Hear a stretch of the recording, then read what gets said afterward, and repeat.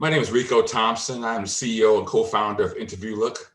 We are a video interviewing platform designed to help job seekers apply to jobs in a new way. The traditional resume is not working. So we came up with a new idea to allow job seekers and job recruiters to come together via our video interviewing platform. We help small teams shortlist candidates quicker than traditional methods. And we've gotten a lot of good feedback so far. Rico, it's so nice to meet you. Same here. I started this podcast at the beginning of the pandemic because small businesses and entrepreneurs and innovators were the overall media. And I'm full disclosure, I used to work in the media. The media was saying how small businesses and entrepreneurs are just dying out. They're helpless. We definitely need help, but if they were going to die out, and so many of us were doing great things. And so I started reaching out to friends and family, but then I started reaching out to total strangers, and my intern started finding some really cool people, and you were on the list of cool people. So one, thank you very much for saying yes. My intern, Madison, found you. And so I'm like, this is really good. I'm going to really enjoy this conversation because I know nothing about you. So here we go. So I always say that we should start every single conversation, not starting about the business or your education, but to find out about you. So tell me where you are and tell me about you before work and before school. Okay. So I'm born and raised in Cleveland, Ohio.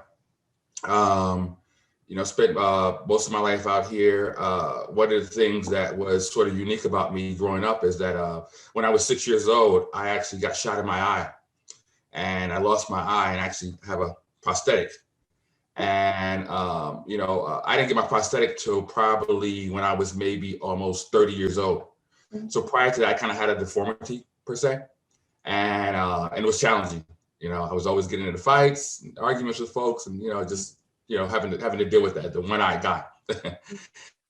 And so I got teased a lot in school, but I did well and I made it through.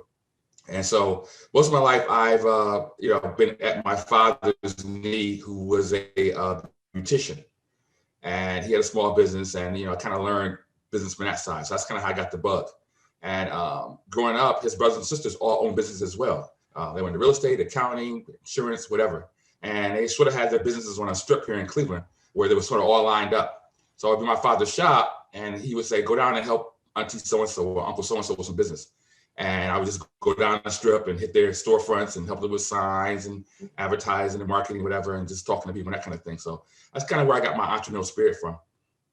And most of that, stuff with me to this day, I still think about some of the things I learned from them as far as customer service and dealing with customers and, handling supplies and marketing and things of that nature. So it was a good experience. But for the most part, I'm sorry. No, I was going to say, I'm going to stop you for a quick second because you intrigued me. So my reaction wasn't seen because I had the camera on you. But so how is it when you're young and you got shot in the eye, and now you're trying to navigate the world and navigate the people around you, but you have a can't stop, won't stop personality. So how did that can't stop? Because most kids would just succumb and just I go, woe is me. I want everyone to do things for me. Everything that you're talking about because of your family, you have that, I go, can't stop, won't stop, no matter what. So how was that really growing up? And how has that helped you out in all the different things that you've accomplished in life? Well, one of the things is, I didn't necessarily see myself as disabled, but I knew others did, per se. Mm-hmm. And I know that oftentimes when people see someone who's disabled, they sort of have an impression that person is very smart for some reason, okay? So I made sure that I spoke well, I did well in school, I treated people with respect, never backed down from a fight, and I just sort of tried to live a normal life. But having to always be challenged every day, was something that kind of got at me and said, hey, in order for me to survive and make it to where I want to go, I'm gonna need some resilience. All my life, from far back as I can remember, I wanted to be an OBGYN. And, I just kind of made sure that I took the positive route versus the negative route so that I can achieve that goal. Yep. And it was funny because I was that kid in the neighborhood where, if my little crew was going to do something bad, they would say, well, leave him out of it. You go home and you study it, do whatever you're going to do, because you're going to be a doctor and we don't want to mess your life up, and, that kind of thing. So I had sort of that protection around me, where they kept me out of trouble and made sure that, I didn't deter away from my goals. And that was helpful. But at the same time, it was always challenging me because, like I said, people, when they see you, they automatically go, well, maybe this person isn't too smart or whatever because they have a disability or whatever. And I always made sure that I spoke well. I was intelligent. I looked people in the eye, and I just always kept my head up and kept moving, And I think for the most part, the fire really came from just wanting to get out of the neighborhood. I grew up in a terrible neighborhood, like a lot of people, that was just terrible, and my determination every day, like, I think sometimes people have these mantras. They wake up in the morning and say, this today is what I'm doing. And at the end of the day, say, this is what I'm doing tomorrow too. So my mantra was, I'm going to get out of this neighborhood. I'm going to become a doctor. I'm going to become wealthy. I'm going to live a good life and move on. And so every day that was my drive, like, to get out of this neighborhood. So the first college that accepted me, I was like, I'm out of here. Thanks. I don't need any other acceptance notices. I don't care about where I'm going. As long as I get away from this community and can see something different. I love that you said that you had the mantra where you had. Well, I was going to say, I love how you said that you have the mantra, because I think that it's a mindset. There are certain people that they see themselves in one way and they're just like, well, this is all. You can see the body language of like, woe is me. This is the way it's going to be, etc. And just like you, where I have like 7 pieces of papers in front of my computers, and I have like those 7 same papers in front of the refrigerator, because 2 places that I'm often, the computer and the refrigerator are my 2 places that, the bathroom, 3 places that's guaranteed. And I literally have the same 7 in all 3 places, because even when I'm having a bad day, I have to remind myself, because no other person can take me down as fast as I can take myself down. It's true. And I tell you the truth, honestly, I've had some real conversations with the mirror at times about what is this burning desire in me? Why is it there? What was it instilled? When was it instilled? And it sometimes it puzzles me, but other times I think about, I sort of have like a lot of people, sort of 2 families, mother's side and father's side. Father's side, they're city folk. They were always hustlers, always, had their own businesses. I've never known many of them to actually work for anyone else. And they always had that sort of giddy up and go and make it happen for yourself kind of attitude. And that was instilled in me. But on the other side, my mother's side, they're more educated. I have a very close aunt who's worked in education for many, many years. And we always looked up at her, and she was well off. And she was that center figure in the family, where it gave you something to look forward to and something to drive toward. And she was always in my ear, like, hey, get your education. Make sure that, people understand that you've got something to offer. And, growing up, the funny thing was, would give you, and she would always give me books. And it became a couple of seasons of this where I would get the book, I would open it, I would go, wow, this is interesting. And I throw it to the side. After a couple of years of that, I began to say, why keep getting these books? What's up with this? She keeps giving me books every day. And it got me into reading. And I love to read. And I'm actually a published author. I published a book several years ago called 15 Easy and Fun Ways College Freshmen Can Improve Their Vocabulary. Ooh, nice. Long title, but basically the premise was, I did a little recruiting at one time for college, and I saw that was the main need. Students didn't know how to articulate themselves. They weren't familiar with the college language. Many of them were first-time college students, so they didn't have anyone in their background to say how this is what college is about, this is the things you need to know, or whatever. So when I say improve your vocabulary, I'm talking about knowing like college language, college vocabulary, dormitory per se, curriculum, courses, credits, cumulative GPAs, things of that nature. So 15, because a typical college semester is 15 weeks. So I created an exercise for it. Each week of that very first semester, you start school, to get you off the ground running. And basically what it is like the end game is this. Most people don't know that when you start college, you have no cumulative GPA nor semester GPA. And after that first semester, they become one and the same.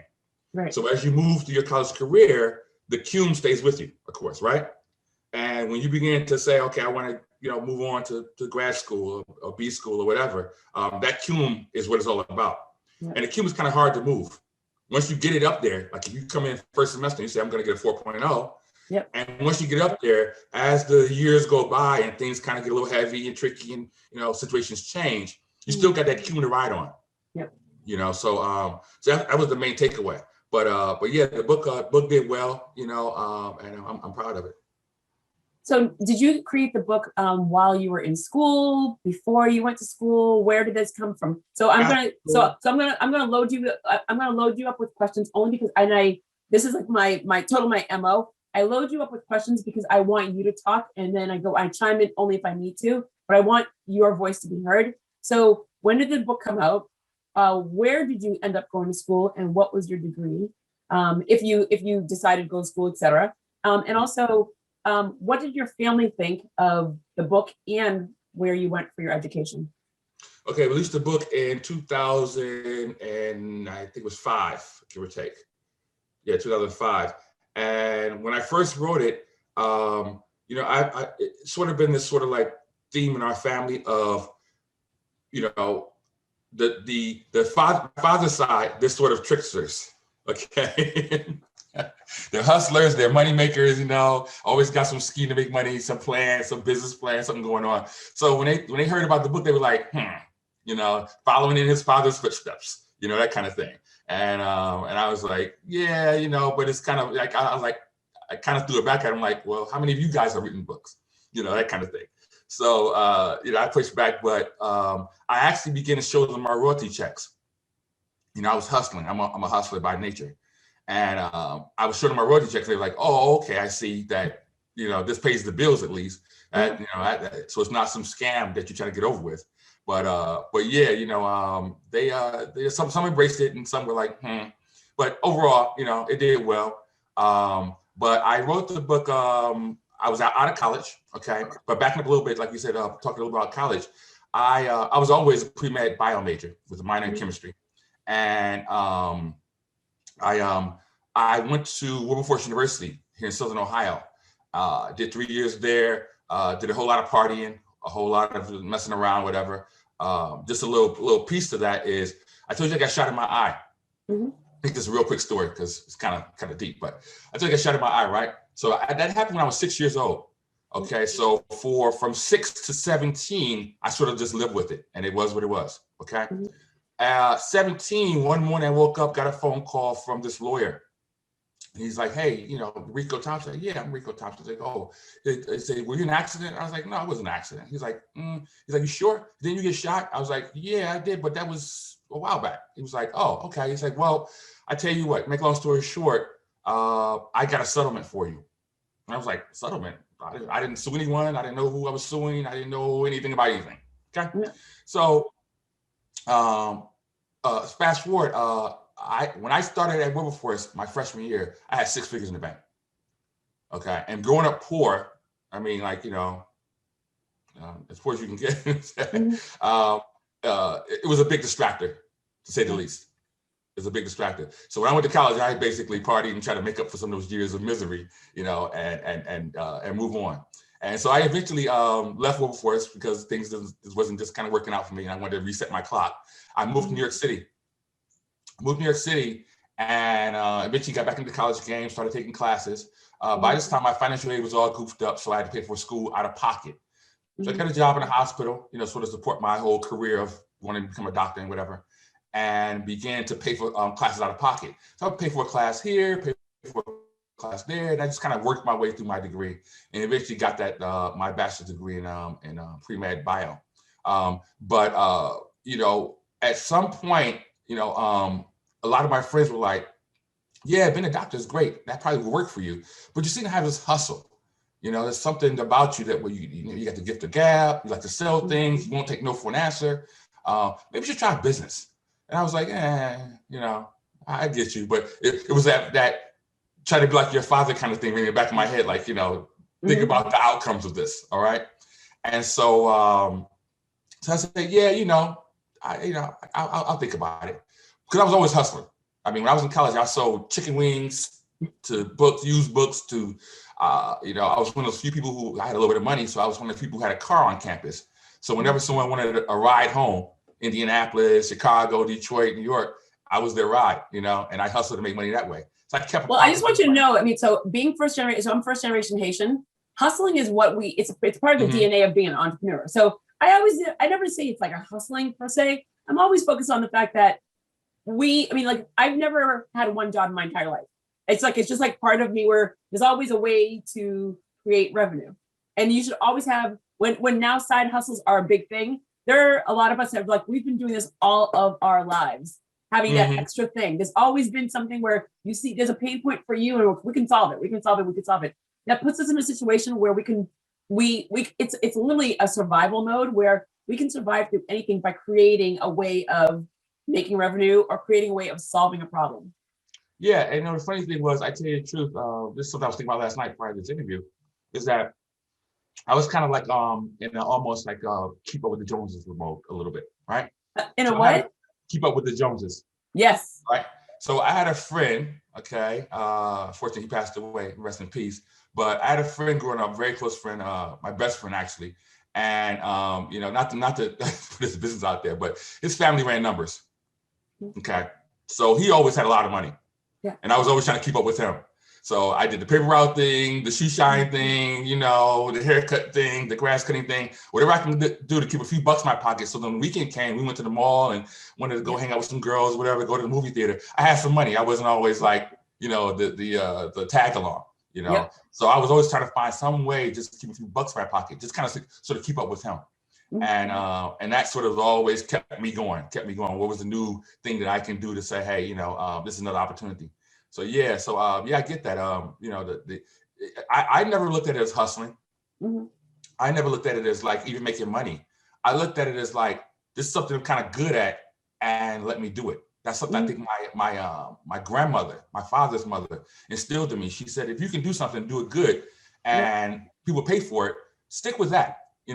Don't try to do everything, but say, this is what I'm well at. And she basically told me, that's what she told my father. He was good at doing hair.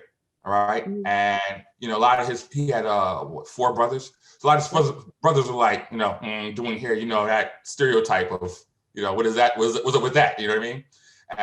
But again, he made money, especially when the so-called Jerry curl, California curl came out. You know what I mean? That was like what, $1.50 a pop. So, he was rocking and rolling, and all of a sudden it was like, maybe being a musician not that bad. You know what I mean? He had a shop, he had workers. I saw him, communicating with his workers and handling his business. He was one of those guys who banked out of his pocket. All his money and everything he had was kind of like right there. You know what I mean? Yep. And I sort of learned a lot about just cash management and supplies. We were always running back and forth to the supply house and things like that. Mm-hmm. So like I said, when Grandma told me that, and she said, hey, find something that people want that you do, and you do it well, and stick with that and make a living. But fast forward a little bit more about the education side. Uh-huh. So at some point, the whole doctor game kind of like sort of fizzled out, if you will. And I decided to go to B school and dive more into that. There was a whole lot of underlying experiences that kind of got me there. I did a stint at American Express. Did a stint at ABN AMRO. So I got a little bit of investment background, a little bit of insurance background, risk management background, and all that sort of kind of culminated when I went to B school. And it was like, okay, well, I joined the executive MBA program. So it was made for people who sort of had some management experience, some experience, not just someone fresh out of college. So the executive MBA helped me a lot because it helped me get a teaching job, which I still do now. I teach college students business courses. Kind of helped me sort of see the world from that lens, as opposed to the hustle lens, where we're like out trying to make a buck. I'm down in Times Square, 42nd Street, New York City. So many people out there, and I've got my books and I've got my swipe, and I'm just rocking and rolling. And that was me. So like the hustle, get the money, kind of make it happen. Not looking at the whole bigger picture of inventory and, margins and things of that nature. I was just sort of like out there. But B school kind of sharpened me up and taught me a lot about supply chain operations. One of the most interesting things was in B school, we got a chance to go abroad. So that was the first time for me. We went over to Copenhagen, Denmark. Nice. And we actually got a chance to travel all over Scandinavia. So we went to visit the Lego factory. We actually visited the Lego headquarters, which is like Lego land. It was like Disneyland, where it was a theme park and it was real big. And I got a chance to meet the executives and sit down and rub elbows with some really good people. We visited the IKEA headquarters out there. Actually, one of the most funniest things I tell people about is that we visited the world's biggest sperm bank. I'm sorry, what? The world's biggest sperm bank is in Denmark. It's in Denmark. It's in Copenhagen, and we actually met the founder of the world's biggest. We're good. I'm in. You got me intrigued. Why? I mean, why Denmark? Like this program, their travel abroad is part of the program. So each year, they go somewhere different. Barcelona, Israel, wherever. So this particular year, they happened to choose Denmark as a location. No. I meant to say. Why is the sperm bank in Denmark? Why is it? Why is it in Denmark? But also, what was the business? What was the business learning that you got out of it? There you go. Because I'm gonna have to like Google this myself. But what was the? I mean, we went. During my business program, during my business program, we went and visited a lot of different companies as well. But we went to like Toyota. We went to elevator, like Otis elevator. So we went to all these. But that's more intriguing to me. What was the business part that you learned when you were there? Okay, so one was, as a little side note, that this is the same facility, I guess you want to call it, same business that Michael Jackson used. So that was interesting. It was like, wow, okay. So that was kind of good. So, but on the business side, it was more or less operations. So we got a chance to see how they actually freeze the sperm. Even the funny thing about how they actually encourage gentlemen to produce it per se. And they actually do all this in-house. So we got a chance to see the facilities where they actually preserve the sperm, freeze the sperm, label the sperm, and how women were able to choose the sperm that they wanted based on their needs or whatever, whomever the donor was. And also getting to hear his story, the gentleman who founded the company. We asked him, why did you find this company? And basically one day he kind of told us, the story was kind of funny, if you will. But he said he did some things, okay? And he did some things, and he examined some things that he did, and he said, this is interesting. And he said, I wonder if I can preserve this. And he did some trial and error. He's a scientist by nature, and found out a way to preserve it. And the business sort of grew from there. And the story was fascinating.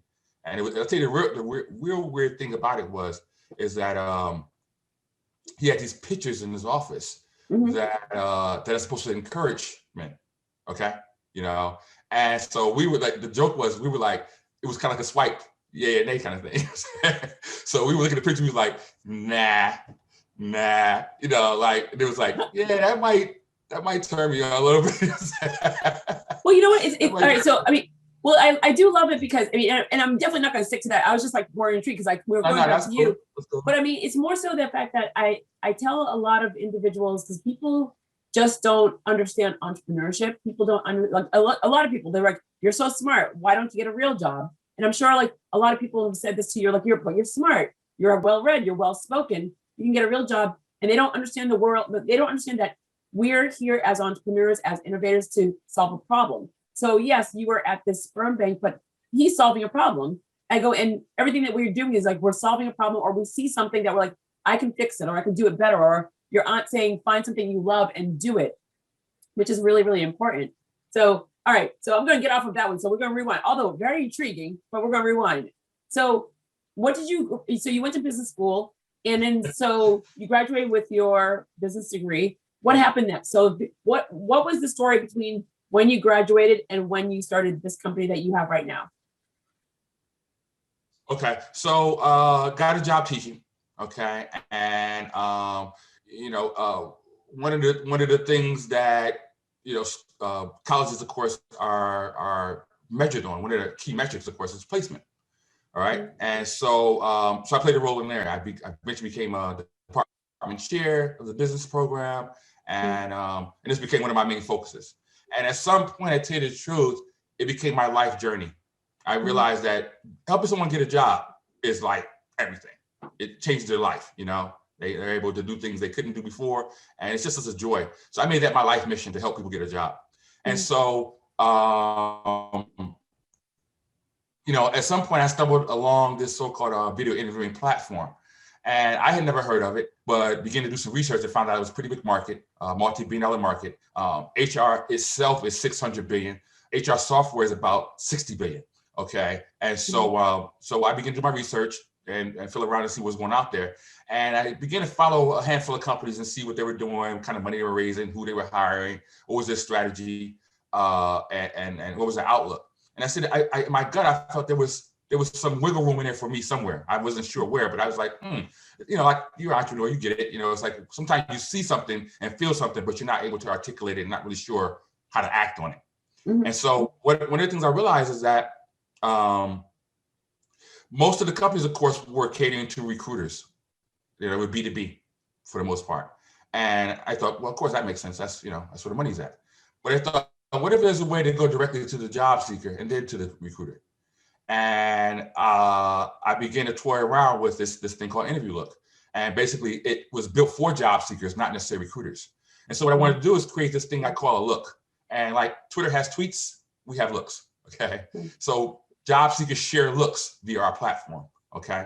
And so they're proactive. They go in, it's a self-produced interview where they create the interview questions themselves, right? Answer those interview questions via the video. Our system creates a nice playlist and packages it. And they're able to share this with recruiters via email or a shared link. And so we built our MVP, tested it, talked to recruiters, talked to job seekers. Everyone I knew loved it. They were like, wow, this is a great idea. Make it happen. So we began to iterate from there. So fast forward to 2019, summer 2019, we did a soft launch. Got it out there, got some feedback, started getting some traction, talking to people. You know, a few investors came out the woodworks like, hey, you know, this is interesting. Keep us in the loop. Began to build my team around that. CTO came in, other folks came in, and we started moving. 2020, we wanted to do a relaunch, you know, based on our feedback and everything from our users and what we had learned. And of course, COVID hit, and that slowed us down. So we pushed it out to maybe, I say, probably November-ish, okay? That didn't work, okay? A lot of these false hopes and false starts and, you know, CDC recommendations were sort of all over the place, so we wasn't sure where we were going with this. Then all of a sudden, January comes around, of course. We were like, wow, we're 6-7 months outside of our deadline. You know, what do we do now? But kept at it. Eventually, sometime around March-ish, we were able to get that new iteration out. It's out now, and we're rolling. People are loving it. People are coming in, and for the most part, we're at a point right now where the product is stable, our user base is stable. We're headed to a product market fit, and so we have this blitz. You're the first interview I did related to my company and related to my product. So it's funny because I hadn't really planned this day per se, because I have a date set up where my whole PR campaign is going to start, and I'm going to get my marketing, you know, pieces out there, really, truly, you know, bang it out for the next 2 months. But you jump started me. You know, I was telling my wife this morning, I said, wow, it's like, you know, God kind of works with you. You know, you work with him, he works with you. And you came along and said, hey, my brother, you know, let's get it going. And I was like, this is a little earlier than I anticipated, but hey, jump in. So that's our game plan. Wait, so I'm good. So I'm gonna look. I love the whole time. I like to fast forward but rewind. Okay, so couple of things. Marketing happens whenever it needs to be, because right now you're educating the world, because the biggest conversation right now is the fact that people are having to do interviews this way.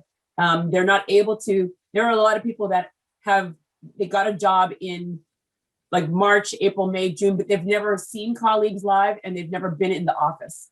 And so they are living this way. Whether I love and have people like, they're like, I'm Zoom fatigued. I go, well, you know what? You were on your screen all day long, every day before the pandemic. So are you really Zoom fatigued? So it's up to you in regards to how you choose your words. But the question I was going to ask you is that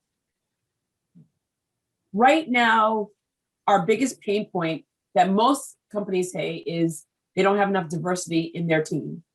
I have been approached by people where they're like, and they've said that to me, and I'm like, you do realize if you walk out the door and walk 1 mile, 1 mile, 1 mile, 1 mile, you can find diversity if you wanted to. But your HR person usually is tied to their desk, and they don't want to make any alternative moves of hiring someone that is definitely qualified for the job, but they may not look like everybody else because they don't want to lose their jobs. So how does your platform help the future? Because everyone needs diversity. There are studies, leaps and bounds, McKinsey, Bain, all like the more diversity, the more your company grows. Bottom line, everyone knows this. So where do you see the future of how hiring will be evolved, but also how do you see the future of you being played in, like how does your product and your knowledge play into that change in the future? Well, without a doubt, like you said, video is going to play a role in hiring, to some degree. With our system, like, we're here, we had to plan this meeting, right? 1 o'clock or whatever. And I have to be sitting in a seat and you have to be sitting there, right? With our system, our videos are pre-recorded. So you can watch them anywhere, anytime you want to. You don't have to sit and wait. You can rewind it, watch it over and over. You can share it with a candidate. Share it with a coworker, get feedback on that. So we don't have that time bound. I think definitely, without a doubt, in the future, even now, of course, that's going to play a role. But more importantly than that is, video has tailwinds like, it's ridiculous. So, any platform that's going to involve that is going to somehow, get ahead of things. And we felt we were mistimed prior to COVID. We were like, wow, this is great, but having people change their behavior from sending resumes to sending looks, that's not gonna happen overnight. A resume is 500 years old. So to sort of kill that, you're probably gonna take 500 years to do it. So but once COVID hit, we were like, wow, it's kind of like this sort of like, this gem just dropped in our laps. Like, you're right on point, and the timing is right there. And when it comes to diversity, right, it's like, what is diversity? It's not really, in my mind, it's not necessarily, your ethnic background or your skin color or, where you come from, whatever. Diversity is like this, and I'll make it real quick. In my company, I always said, I'm going to hire a guy who has one leg, who is a Hispanic guy, who's an Army vet. Okay. And the reason I'm going to hire him, and he's going to be the only one like that, because I want all his buddies, all his one-legged Hispanic Army buddies to come on board. So every hire for me is diverse in the sense of, what's your background? I ask people, what Army can you bring to me, right? And I only want one of you, one guy from Tanzania, who speaks French. You know what I mean? I only want one MBA from Harvard, okay? And I want their whole community. So to me, that's diversity. It's not necessarily you're coming from a background different from me, or you look different from me, but it's more like your whole entire experience is different from mine. And bring that to the table. And don't many people, you get a job, you sort of wash that away, right? You go, I'm going into this job and I got to do what this job says and be the nice guy they want me to be and sit in my office and do what I need to do. But I have a whole lifestyle outside of this that I'm oftentimes rushing to get to when I finish from work. I go, no, bring that into the company. I want all those people who you associate with, all the people who you've met in your life, all the people who influenced you to come into my company and help you help us. So that's what I consider to be diversity. It's not necessarily having an Asian person and saying, oh, now we're diverse and we're meeting standards. You're going to become my best friend. Like, I'm just going to tell you right now, you're going to become my best friend. I have said this so many times where I literally, when I'm invited to go to a diversity and inclusion event, I go kicking and screaming, like literally kicking and screaming, because it's so textbook the way it's done every single time. And literally, I always say, the best panel for me is if I walk in and if it's like 5 white people or 5 Hispanic people or 5 Black people, and everyone's like, that's not diverse. I'm like, I go, no. I go, one is handicapped, one is a woman, one is a redhead, poor little redheads. I love my redheads. I go, one is tall and one is short, because each one of them brings a big story to the table. Every single one of them has a different something. And so when I went, one of the last diversity and inclusion events that I went to, that was awesome. It was an Asian woman that was the moderator, and every single one on the panel was mixed cultured. So now they're talking about both sides of their cultures. And I'm like, wow, that's what diversity. I'm talking about. That's diversity. Yes. Yeah, exactly. And so I think that's one of the things that frustrates me, where when you're dealing with an HR person and a person, if they keep throwing an HR person to a diversity inclusion seminar, and I'm like, well, you're not educating them in regards to how to hire. You're just making them go to this event just to do a checkbox. So what you just said was spot on. Like, oh my God, I love you. I love you. Yes. Thank you. I tell you, if you really want to make your company diverse, and I tell people this all the time. I talk to recruiters every day, all day. Get rid of the applicant tracking system. Wait, get rid of the what? Get rid of your applicant tracking system, your ATS. The ATS is is the thing that's stopping people from being diverse. Because the ATS, you can't really program it to say, bring in people who have diverse backgrounds. The ATS is more or less saying this particular position requires these skill sets and this background, and I'm going to filter out everyone who doesn't meet that. So it's hard to program an ATS to say, give me a guy whose background is he's had 100 failures, okay? And he knows for sure by the numbers that his next venture is going to be his big venture. And all those failures are going to be, stepping stones to get there. But the ATS can't pick that up. So I tell people, that's number one, I think, in my opinion, get rid of your ATS and put a mind behind that, a person behind that, okay? And when you talk about a team, a hiring team, that hiring team has to be diverse, right? In order to see diversity. So they can say, hey, I come from that background, or I've seen that, or I know people like that who've had those challenges and overcome them and have added a lot of value to a company. For me personally, my first job with Amex was in sales, okay? So everything I do is about sales because that's my foundation. So even though I work in operations, I've worked in, in marketing, I actually now teach, of course, but I always got that sales hat on. Like get more of this or increase that, or watch your numbers, be able to measure things, and know how to put the gas, where you need it and fire out where you don't. And so for me, it's been more or less like diversity is something that you need to pick up on personally. You can't do it through a system. So that was always my input. I love it. What did this pandemic do for you? I mean, look, I know it put you off timeline, but how did you, once you saw March 2020, knowing that you're creating this product, I mean, what did it really do for you? And now that we're starting to open up, we're opening, we're closing, we're like, I mean, it's like, I feel like we're like on a teeter-totter, but what did it do to you? And what has changed for you because of the pandemic? Like, I mean, things that have been added to your life that if it wasn't for a pandemic, there's no way it would have happened. Well, I think, there's some good and bad, some pros and cons. A lot of people say, being stuck at a desk, being stuck in an office for hours and hours is quite productive. If you got your day scheduled, you don't have your family bothering you, you carved up some space in your home or whatever. I'm up teaching. So I'm walking around, talking to students, I'm grading papers, I'm interacting with my coworkers, my boss or whatever. And all that's great. But, studies have shown that a lot of that's a waste of time. We waste our time sort of water cooling it. And, having focus, sitting at your desk, 6, 7, 8 hours in a row, you get quite a bit done. You get quite a bit done.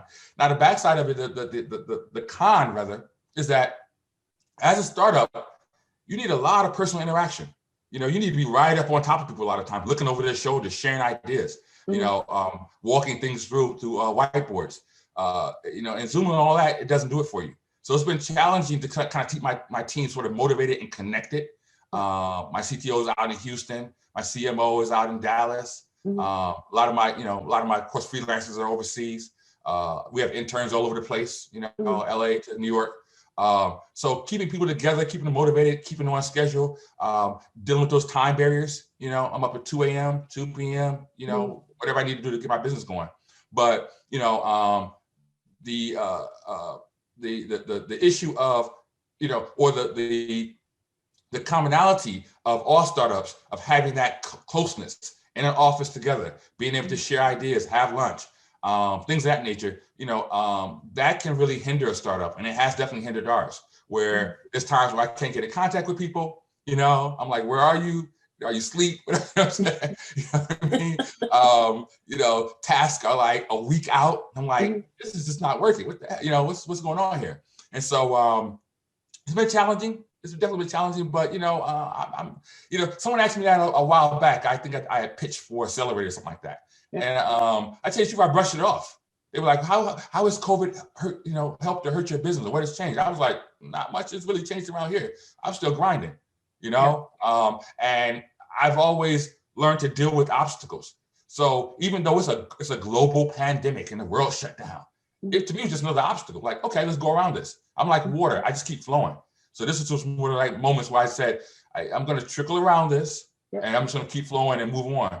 And that might seem oversimplified, like, yeah, sure, I guess you're right, but fundraising is a lot easier. Okay, all right. Partnering with folks is a lot easier. Okay, because everyone's on automation. We're like, hey, let's share some documentation, figure out what we're going to do, set some milestones, and keep moving. I think a lot of times with the office and stuff, or meeting face to face, you get a lot of friction, a lot of back and forth, a lot of, just trying to get to know people per se. People nowadays will cut you a check, whether they know you're not, they don't have to see your face, they can care less. As long as you got a good business idea and you're able to see some light through the tunnel, they're willing to cut you a check and keep moving. Especially anything under, like, let's say $250,000. Anything over that, they're like, well, we might have a Zoom call, we might talk a bit, I need you to be the partner, whatever. But if it's under $250,000, they're like, man, listen, cut the check, do what you're gonna do, you goof it up, that's on you. If you come back with $10 million, then hey, let's rock and roll. So, the real challenge for me, I tell you the truth, the real challenge for me is like a lot of people. I have 2 kids who are in school, and I had to carve out their class in my living room, okay, which is a little disruptive, but not that much. And one of my kids is autistic, okay, so there was a little extra to that, all right, and just trying to be that, that good father. I'm an educator, so I'm always like, making sure I'm emphasizing that with them. But helping them out, helping them get things together, as well as trying to manage my business. For me personally, that's been a challenge. My office, I live in a home where my office is on the 3rd floor of my house, in my attic actually, where I'm at now. So running down 3 flights of floors to go down and say, oh, I'm gonna help you with this math problem, and then running back up 3 flights of floors just on a Zoom call. I got my exercise in, but it's that's where the challenge has been for me, sort of a physical kind of thing, not so much mental, because I'm just resilient, and a pandemic can't stop me. Love it.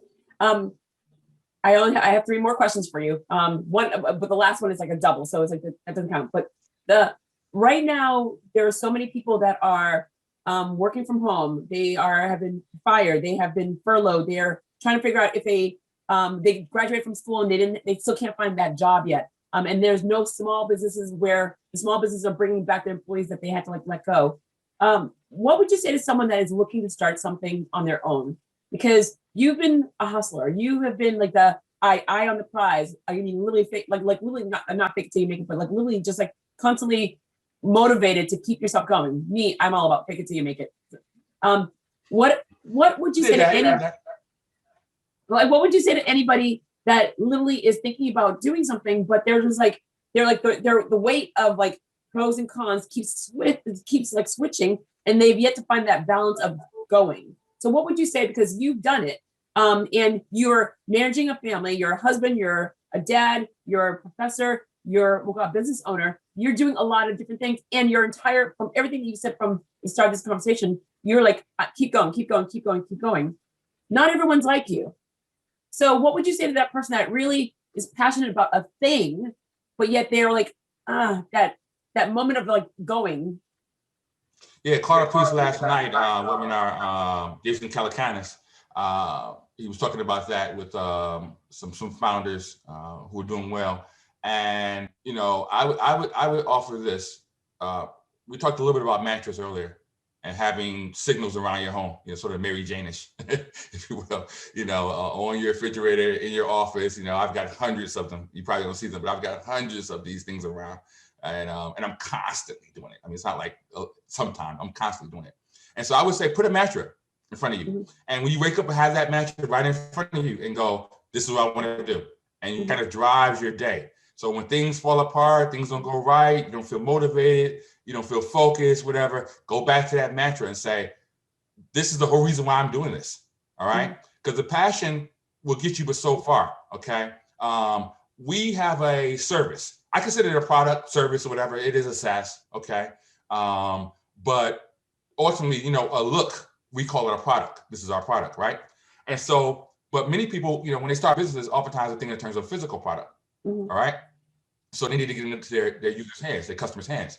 So that process right there, if you can make that process tight, where it's not a lot of friction to it, and it's easy to do, and you can do it over and over and over, just do it and keep your head down. Don't worry about what's going on around you and what's happening, but know that in the end result, that's sort of the bread and butter of you getting that product into those customers' hands. And that should drive you every day to say, I'm so excited to see this person use this product. When people use my platform, I'm sitting there, they don't know it, but inside I'm going, wow, really?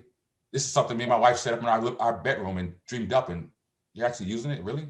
You know, it's like, God is good. You know what I mean? Kind of like my book. My book was like, you know, sort of an idea in my head. You know, a real quick story.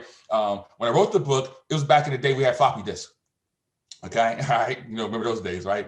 Not to age myself, but I mean, you know what? I'm probably the same exact age as you. So just want you to know that. Someone broke into my.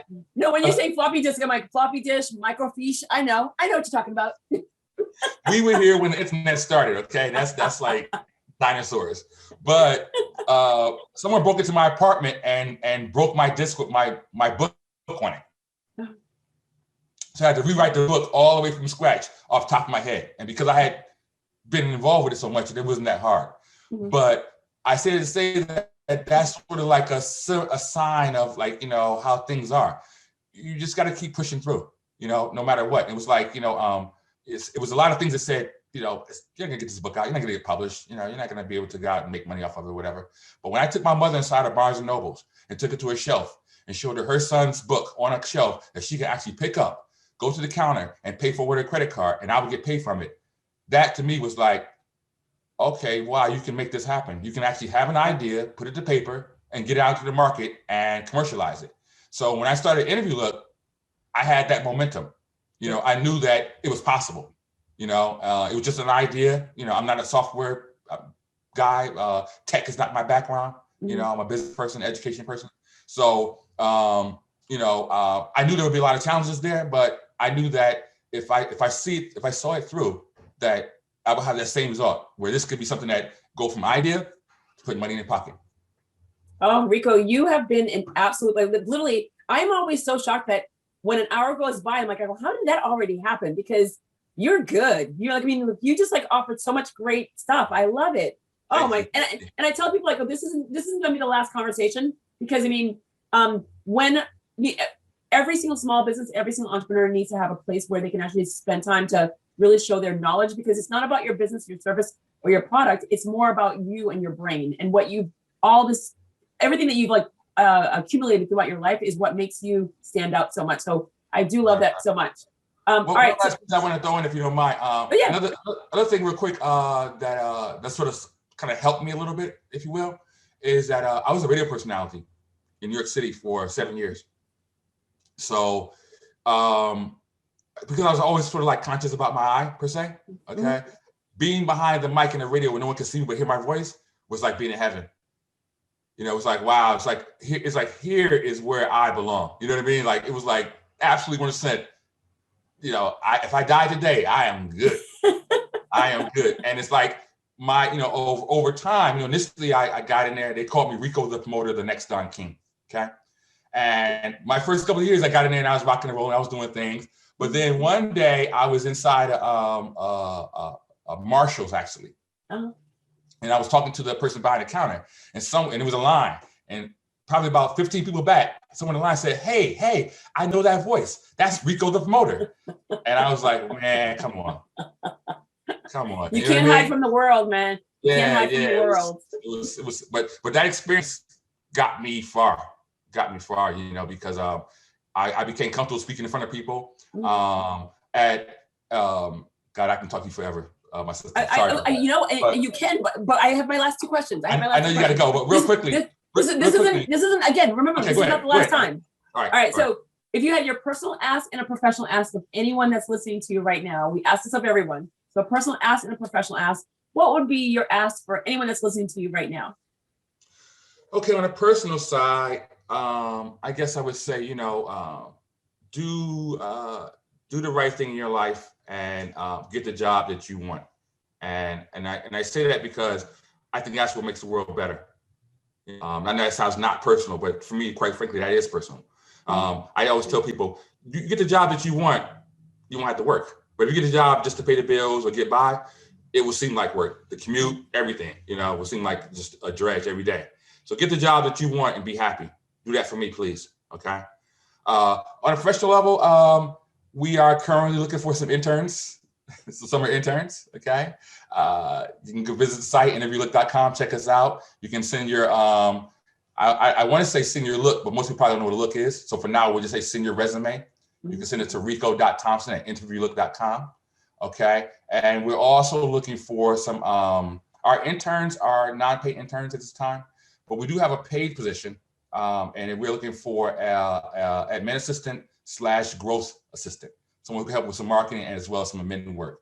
And that is a paid position that's open now. And again, you can apply just with a simple resume at rico.thompson@interviewlook.com. You are awesome. That's all I'm going to say. That's all I'm going to say. You are awesome. You as well. You as well. Such a pleasure talking to you. No, you know what? This was wonderful. I mean, like you threw a lot of like really the golden tickets all over without you even realizing you were just talking.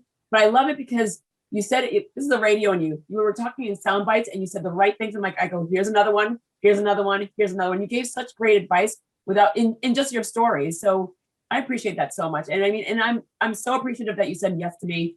Because again, I'm a random person in Boston, well, outside of Boston, that has a podcast that I started because I wanted to like give you guys a forum. A former media person, but I mean, everyone has a story, and you're one of the many people that I've spoken to that has another great story, and this is why we need more of yous in the world. So thank you, thank you, thank you. Thank you, thank you, thank you. We need more of you as well. I'm so glad you did this. You got my whole PR campaign jump started, and I'm excited to continue to network with you and see how we can help each other. Beautiful, thank you. I look forward to the next time we talk. Yes, for sure, for sure. Hopefully next time we talk, I can talk a little bit about Blacks in Technology, which I sit on the national board, and I'm also the chapter president of the Cleveland chapter. So it's another aspect of something I'm doing, and we can dive more into that next time. But I look forward to that. I definitely look forward to that. Yay. Thank you very much, Rico. Thank you. Enjoy your day. All right, you too.